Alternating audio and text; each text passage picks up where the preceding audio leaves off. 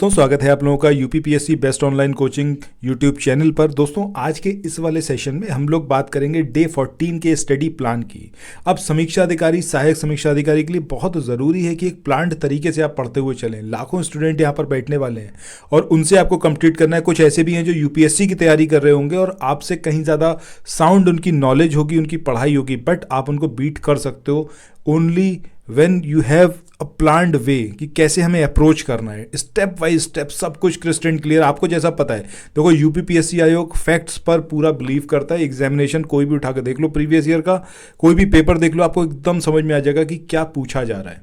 और उसी बेस पर हमारा जो ये पूरा डेली बेसिस का स्टडी प्लान है उसको बनाया जाता है। जितने इंपॉर्टेंट टॉपिक्स हैं आपको बताए जाते हैं कि आप इसको फॉलो करते हुए चलें। अभी प्रियंका कुमारी की बात करें या फिर हम बात करें राजेश की, तो ये सारे लोग जो कमेंट सेक्शन में आप देखोगे, इनके कमेंट ज़रूर आएंगे, वो हर दिन इस चीज़ को फॉलो करते हैं जो प्लान बताया जाता है।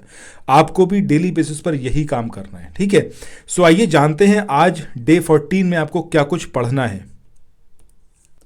देखो, 3 इंपॉर्टेंट पिलर हैं आपके एग्जामिनेशन के। एक है आपका करंट अफेयर्स, दूसरा है हिस्ट्री और तीसरा है आपका ज्योग्राफी। अगर इन 3 पे आपकी कमांड हो गई, एग्जामिनेशन 110% निकल जाएगा, कोई समस्या आपको नहीं आने वाली। 140 मार्क्स का जो आपका जीएस का पेपर होना है, उसमें इन तीनों सेक्शन से मैं समझता हूं तकरीबन 80 से 90 क्वेश्चन के बीच में आपको देखने को मिलते हैं। मात्र उसके बाद 40 से 50 क्वेश्चन या फिर 60 क्वेश्चन के आसपास रहता है जिस पे आपको कमांड करनी है। और इफ इन केस आप बिल्कुल भी उसको ना पढ़ें, सपोज आपने बहुत पहले पढ़ाई करी हुई है और आप उसको अब ना भी पढ़ें, तब भी उस 60 क्वेश्चन में से या फिर 50 क्वेश्चन में से आधे 50% तो आप कवर कर ही लोगे। और यहां पर अगर आपने कमांड कर ली इन 3 सब्जेक्ट पर, तब आपका एग्जामिनेशन किसी हालत में रुक नहीं सकता।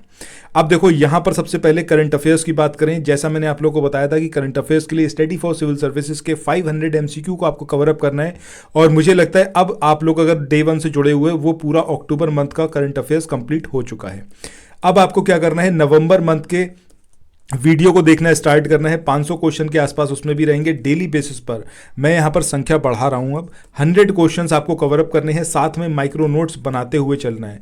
यहाँ पर कमेंट सेक्शन में प्रियंका कुमारी ने पूछा था कि सर ये माइक्रो नोट्स एग्जैक्टली बनाते कैसे हैं। सो देखो, कोई भी लाइन है, अगर मैं बात करूँ, देखो अगर इसमें क्या होता है कि जैसे माइक्रो नोट्स आप बनाने चल रहे हो, तो उसके लिए सबसे ज़रूरी ये है कि आपका अपना मतलब जो बनाया हुआ नोट्स है आपको समझ में आना चाहिए, आपको किसी और को तो पढ़वाना नहीं है। अगर सपोज एक क्वेश्चन है कि क्लासिकीय संस्कृति में आर्य शब्द का अर्थ क्या है, तो अब जब ये पूछा गया है आर्य शब्द का अर्थ, तो क्लासिकीय संस्कृति ये सब आप छोड़ सकते हो। आप सिंपली अपने माइक्रो नोट्स में आर्य लिखो, ब्रैकेट में स्मॉल m लिख के रख दो कि मतलब हो गया इसका मीनिंग, और उसके बाद आप लिख दो कि एक उत्तम व्यक्ति, ठीक है। तो एक उत्तम व्यक्ति, अब पूरी एक लंबी लाइन को आपने बहुत ही संक्षिप्त में कर दिया, इतना जितना आप समझ पाओ। ये मेरा एक तरीका है, बाकी आप अपने तरीके से इसको मॉडिफाई कर सकते हैं, बट कोशिश करो कम से कम 1/4 में लेके आओ। मतलब जो भी एक पैराग्राफ है उसको 1/4 में आपको एकदम संक्षिप्त में लिखना है। अब इस तरीके से आप यहाँ पर अपने जो करंट अफेयर्स है उसको प्रिपेयर करो। इसके अलावा हिस्ट्री में आज आपको क्या पढ़ना है ये समझो। अगले 24 घंटे के अंदर हिस्ट्री में जो आप पढ़ोगे, आप मॉडर्न इंडियन हिस्ट्री को उठाना। मॉडर्न इंडियन हिस्ट्री में आपको जो चैप्टर कवर अप करना है वो मैं आपको यहाँ पर बता रहा हूँ। यहाँ पर आप कवर अप करिएगा होम रूल लीग, ठीक है। जो होम रूल लीग आंदोलन हुआ था उसके बारे में आपको पढ़ना है। दोनों आंदोलन, एक जो एनी बेसेंट के द्वारा स्टार्ट करा गया था, दूसरा जो तिलक के द्वारा, कौन उसमें किस पद पर था, कौन महासचिव था, कौन अध्यक्ष था, कब इन्होंने स्टार्ट किया, क्या दोनों में डिफरेंसेस थे, ये सारी चीज़ें पढ़नी है। इसके लिए आप स्टडी फॉर सिविल सर्विसेज का जो कंपाइलेशन का वीडियो है इंडियन हिस्ट्री का, उसको आप देख सकते हो और वहाँ पर तब तक स्क्रॉल करना जब तक आपको होम रूल लीग नहीं मिल जाता।